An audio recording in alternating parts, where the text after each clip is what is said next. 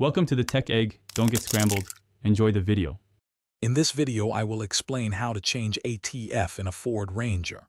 Before you begin, it's crucial to prioritize safety. Always work on a level surface and use sturdy jack stands to support your vehicle. Gather all your tools, including a drain pan, new fluid, and a filter. Remember to wear gloves and eye protection to prevent contact with hot fluid. Let the engine cool for about 30 minutes to avoid burns. Now let's get to draining the old transmission fluid. First, position a large drain pan directly beneath the transmission pan. Carefully remove the drain plug, allowing the dark, old fluid to flow out completely. Expect about 4 to 5 quarts of fluid to drain. Once the flow has significantly slowed, reinsert and securely tighten the drain plug. This step ensures you're ready for the next phase.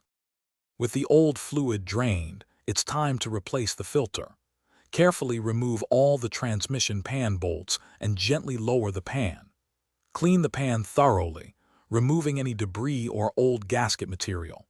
Install your new transmission filter and a fresh pan gasket. Then, carefully reattach the transmission pan, tightening the bolts to the manufacturer's recommended torque specifications for a secure, leak-free seal. Finally, let's refill the transmission. Locate the dipstick tube and slowly add about 4 to 5 quarts of the recommended new ATF. Start the engine, and with your foot on the brake, carefully shift through all the gears. Then, recheck the fluid level on the dipstick. Add more fluid in small increments until it reaches the full mark. This ensures proper lubrication and smooth operation for your Ford Ranger. Thanks for watching. Consider subscribing if I helped unscramble your problems.